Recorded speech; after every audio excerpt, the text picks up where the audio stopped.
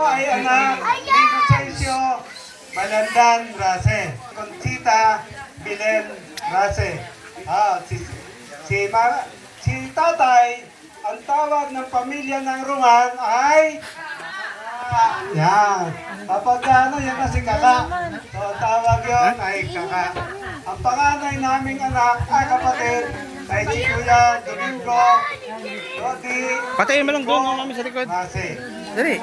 Yung pangalan na pangasawa naman niya, yung una ay nasa San Lucas.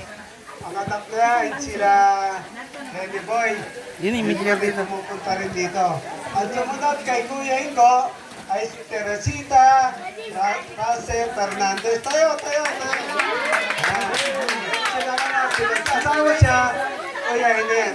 Ang tawag namin kay Nessie ay Nenny. Si Nenny Rase. Yan, Nenny. Tawag namin kasi siya ay kauna-unahang babae sa pamilya namin. Sila ang naging babae. At sumunod kay Kuya Eloy, si Kenine, si Marcelo, Siloy, Eloy, Rase. Yan.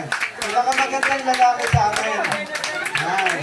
Iihilang naman kahit saan na yan, mami. Ang asawa ni Kuya Eloy ay si Ate Buena bata naman yun. Fernandez Rase. Anak ni Maisyo, yung kapitbahay din namin. Yan. Ang kanilang anak ay si Jerry Boy, si Jenny, si Gani, saka si Johan. So, pwedeng tumayo. Pwede rin pumunta na dito. Punta dito rin yan. Yung mga anak ni Nene.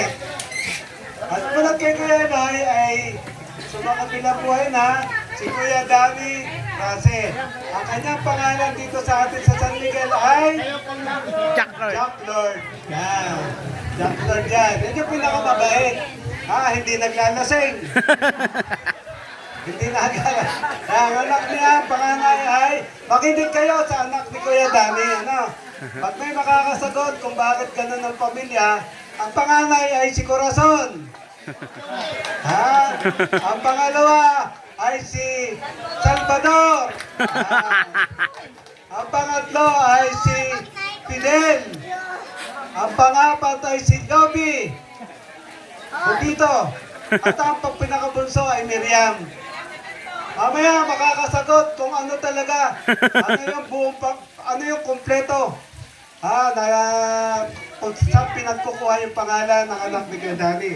At sumunod ay ako, Romeo Bio. Tala ko doon. Kuya Mio natin dito sa Miguel.